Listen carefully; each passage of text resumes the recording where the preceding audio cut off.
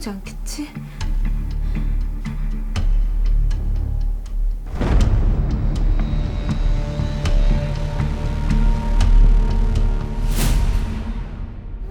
좋다. 와, 잘 왔다, 그치? 아, 날씨도 좋고 우리 자기는 더 좋고. 나도.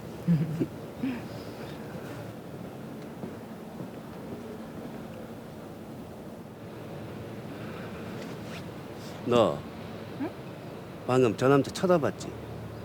아니, 그냥 바깥 풍경 본 거잖아. 저 남자한테 한눈 팔았잖아. 아니라니까 그러네. 아유, 자기 질투가 너무 심하네요. 잠깐만. 이상한 낌새가 보이는데요. 네. 누구야? 아, 회사 동료? 일 때문에? 남자야? 아이, 그냥 동료야, 그냥 동료. 그냥 동료가 주말에 왜 연락해? 둘이 뭐 있는 거 아니야? 일 때문에 연락 온 거라니까. 뭐야, 자기 설마 나 의심하는 거야? 어디 봐봐. 저런 경우 참 많죠. 그의 의심과 집착. 처음에는 저를 너무 사랑해서 그런 거라 생각했어요. 개인 사생활이 없네요. 왜 이렇게 늦어?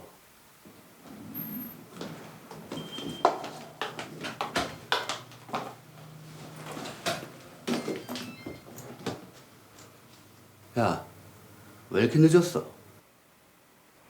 요즘 새로 하는 프로젝트 때문에 회사 일이 많다고 했잖아. 너 그 연락 왔던 남자 동료랑 뭐 있지? 아니라니까 왜 자꾸 그래? 둘이서 이 늦은 시간까지 회사에서 뭐 했어? 이랬죠. 자기야, 진짜 아니야. 나 며칠째 야근해서 피곤하거든. 씻으러 갈게. 뭐 찔리는 게 있으니까 피하는 거구만. 아니라니까 왜 자꾸 그래? 이게 어디서 소리를 질러, 씨! 급기야 폭력까지 쓰는 남자친구가 점점 무서워졌고 결국 헤어졌습니다. 그런데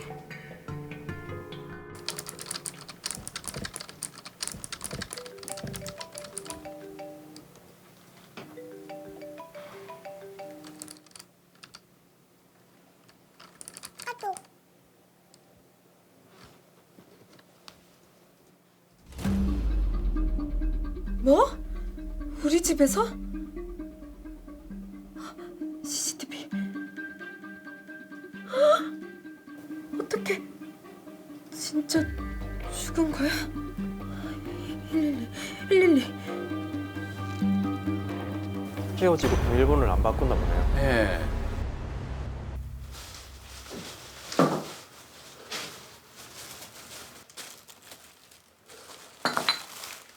또 들어온 건가요?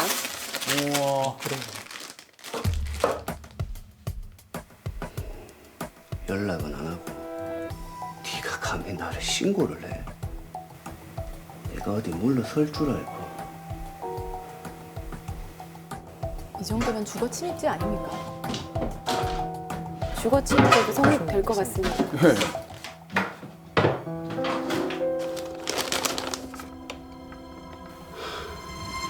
김순자, 너 내가 가만 안 둔다.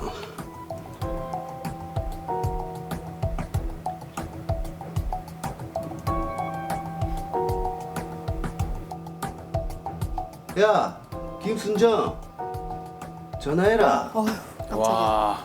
내가 못 죽을 것 같나? 이번엔 진짜다. 저거 보이지? 내가 가스 호스도 다 잘랐다. 경찰에 신고하기만 해봐라. 바로 다 터뜨려 버릴 거다.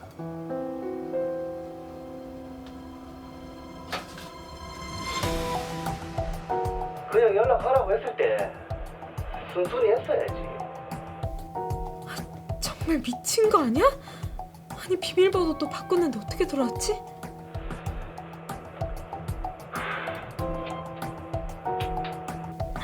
저게 뭐야?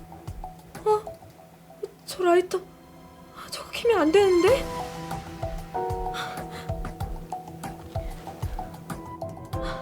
저희 집에서 또 그 남자가 자살하려고 해요. 도와주세요.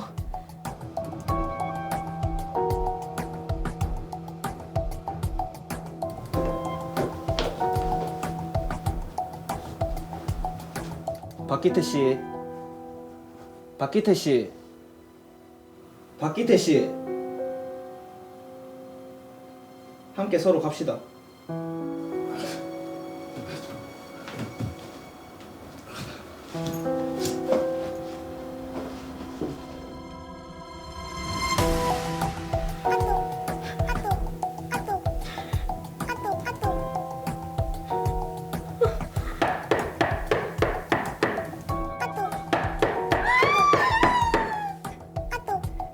끝나지 않는 그 사람의 협박. 너무 두렵고 무섭습니다. 저는 어떻게 해야 할까요? 예, 정말 무섭고 섬찟한 사연입니다. 남자친구와 헤어졌는데 하루에도 수십 통씩 날아오는 협박 전화와 메시지. 이 정말 사는 게 아닐 것 같아요. 와, 이제 한편의 스릴러를 보는 것 정도로 굉장히 소름 끼치고 무서운데요. 심장이 떨리네요, 제가. 예, 일단 사건 정리를 한번 해보도록 하겠습니다. 예. 자, 더 로이어 사건 번호 제31호입니다. 김순정 씨는 박기태 씨와 1년 넘게 사귀다가 박기태 씨의 집착과 폭력으로 헤어지게 됩니다. 근데 헤어진 후에 박기태 씨가 순정 씨에게 일방적으로 다시 만나자고 연락을 하게 됩니다. 예. 순정 씨가 이를 거절하자 자신을 만나줄 자극적인 방법을 선택을 하게 되는데 바로 순정 씨 집에 있는 홈 CCTV입니다. 예. 이 홈 CCTV가 설치되어 있다는 걸 알고 여러 번의 자살 소동을 벌이면서 협박을 하게 됩니다.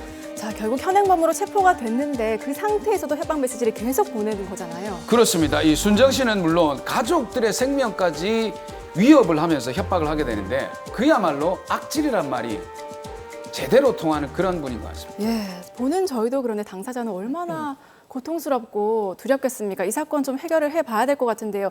김태현 변호사님, 좀 상황을 좀 해결해 주시죠. 김순정 씨의 사연 참 안타까운데요. 제가 김순정 씨를 위해서 해결책을 한번 찾아보겠습니다. 네, 자 지금 체포된 상태에서도 내가 널 평생 따라다니겠다, 너의 주위 사람들을 내가 위험에 빠뜨리겠다, 협박이 너무 심하거든요. 어떻게 좀 처벌할 수 없을까요? 네, 우선 이런 경우에 형법 제283조에 따라 협박죄로 처벌할 수 있고 계속된 이런 상습적인 협박에 대해서는 상습협박으로 그리고 이렇게 경찰에 신고한 것에 대한 보복으로 협박을 하는 경우에는 네. 특가법에 따라 보복협박죄로 엄하게 처벌할 수 있습니다. 협박도 그럼 협박, 상습 협박, 보복 협박 세 가지로 좀 할 수 있는데 이 사건을 지금 보게 되면 일단 순정 씨 집에 들어가서 다시 안 만나주면 자살을 하겠다고 소동을 피우잖아요. 그러니까요. 경찰이 출동을 하는데 너무 미온적으로 좀 대처를 하는 게 아닌가 그런 생각이 좀 들거든요. 예, 우선 어떤 인신을 구속하기 위해서는 형사소송법에 따라 현행범 체포요건이라든지 체포영장에 의한 적법 절차를 거쳐야 돼서 절차적으로 좀 복잡한 부분이 있습니다. 네. 그리고 지금까지 우리 사회적인 인식이 대부분 이러한 경우에 경찰 입장에서는 연인 간의 단순한 연애 문제로 파악해서 굳이 중간에서 개입하지 않고 쉽게 풀려난 경우가 많았습니다. 자, 상황을 보면요. 만나주지 않으면 죽겠다라는 메시지를 보내고 실제로 의뢰인 집에 가서도 그런 극단적인 행동을 보인단 말이죠. 이거는 명백하게 협박죄가 아닙니까? 네, 우선 협박이라고 함은 네. 상대방으로 된 사람으로 하여금 공포심을 일으키기에 충분한 정도의 해악을 고지하는 것을 의미하는데 이러한 해악의 고지에 해당하는지 여부는 이렇게 사건의 행위자와 상대방의 성향, 그리고 관계, 그리고 주변의 상황, 그리고 그 상대방과 행위자의 친숙한 정도를 종합적으로 파악하여 네. 판단을 하는데 이 사건의 경우 박기태 씨 행위 전후의 사정과 박기태 씨의 평소 폭력적인 성향을 판단해 보면 충분히 협박죄가 성립할 것으로 보입니다. 그러니까요. 의뢰인이 어디 나가기도 힘들고 집에 있기도 무섭고 그렇죠. 정말 그냥 공포감에 하루 종일 벌벌 떨 것 같은데 일상생활을 마비시킨다고 표현을 해도 될 것 같아요. 그렇죠. 그렇기 때문에 좀 강력한 처벌이 필요할 것 같은데 처벌 수위가 어떻습니까? 예, 처벌 수위가 생각보다 강하지는 않은데 협박죄의 경우에는 3년 이하의 징역 또는 500만 원 이하의 벌금, 구류, 가료에 처해질 수 있습니다. 야, 근데 지금 여기 박기태 씨는요. 체포가 되고 또 체포가 되면서까지도 계속해서 협박을 하거든요. 이거는 가중처벌이 되는 거죠. 예, 이 경우는 아까 방금 이야기한 것처럼 상습 협박도 충분히 될 것 같고 특히 경찰에 신고한 것에 대한 보복으로 또 협박을 했기 때문에 네. 특정 범죄 가중처벌에 관한 법률 위반으로 1년 이상의 유기징역으로 벌금이 없이 아주 중하게 처벌할 수 있습니다. 네. 가중 처벌이 된다 하더라도 의뢰인 입장에서는 좀 가벼운 처벌이 아닌가 싶은 생각이 들기도 하는데 이게 한두 번도 아니고 그 순정 씨 집에 무단으로 들어가서 불을 지른다고 했어요. 실제로 사진을 태우기도 했고요. 이거는 뭐 방화죄에 해당되지는 않습니까? 예, 일반적으로 방화죄의 경우 방화죄로 처벌하기 위해서는 실수로 불을 저지르는 실화죄와 달리 네. 집에 불을 저질러야 되겠다는 고의가 있어야 되고 네. 꼭 그렇지 않더라도 불이 날 수 있다는 가능성을 인식하고 불이 나도 상관없다는 최소한의 고의, 미필적 고의가 있어야지 방화죄가 성립을 하는데 이 사건과 유사한 사건에서도 가해자는 방화죄 부분에 대해서는 무죄가 선고되어 처벌을 받지 않았습니다. 야, 무죄라. 그러면 여기 지금 박기태 씨도 무죄 가능성이 좀 있다는 겁니까? 무죄가 될 가능성이 높은데요. 예.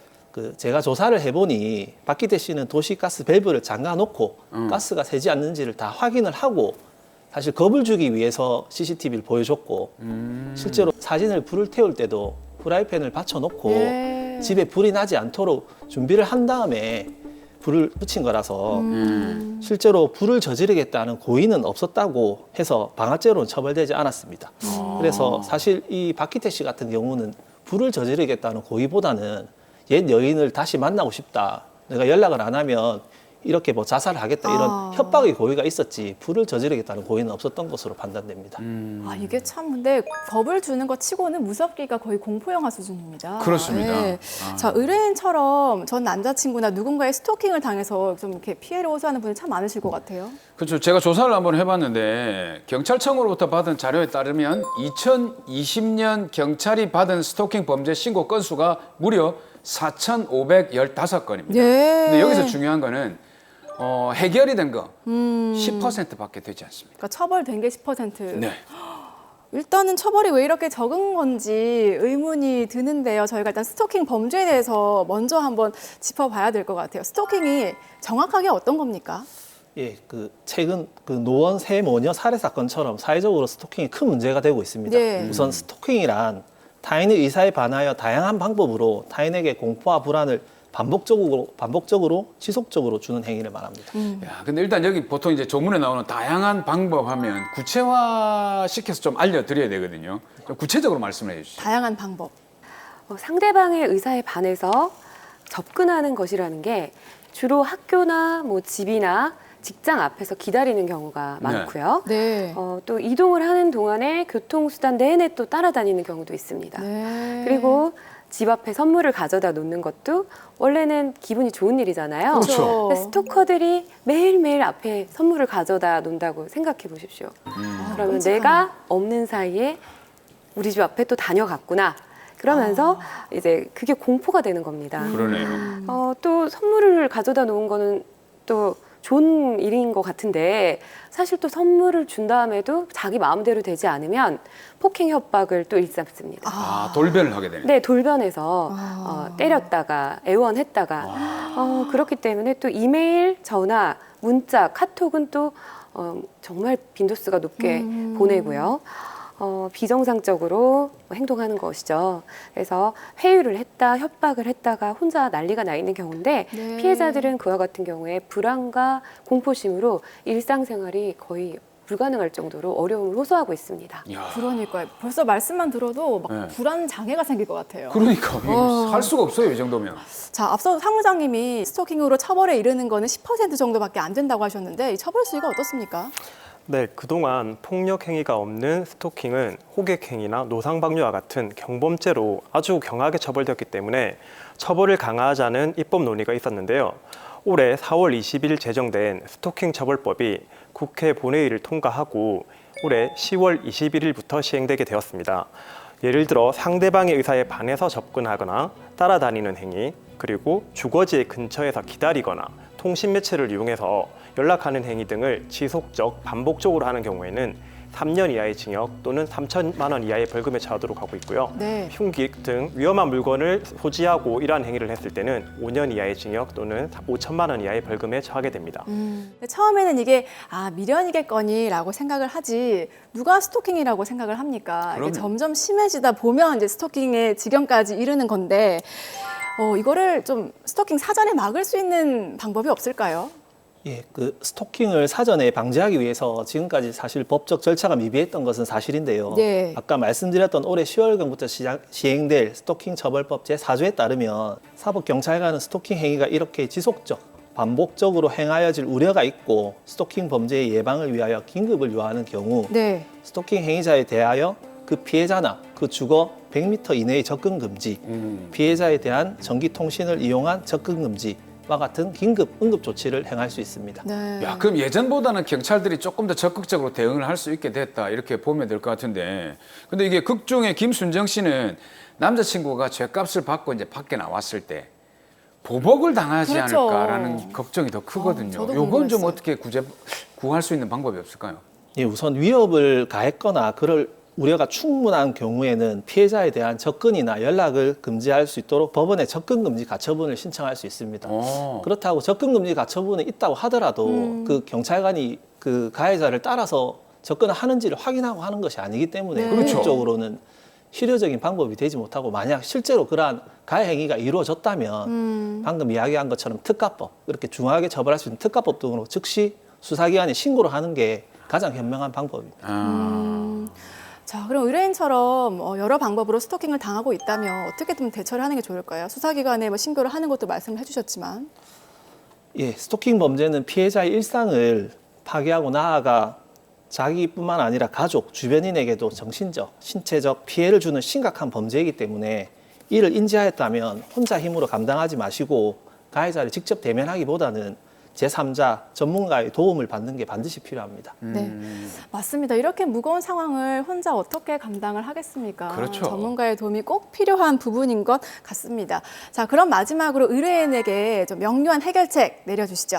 예, 박희태 씨에게는 협박죄, 상습 협박, 특가법에 따른 보복 협박이 충분히 성립하고 더 이상의 피해를 방지하기 위해서는 빠르게 접근금지 가처분을 신청하고 또 올해부터 시행될 스토킹 처벌법에 따라 실효적인 긴급 응급 조치를 취하고 그렇더라도 실질적으로 또다시 접근이 이루어진다면 수사기관에 반드시 신고를 해서 도움을 받아야 됩니다.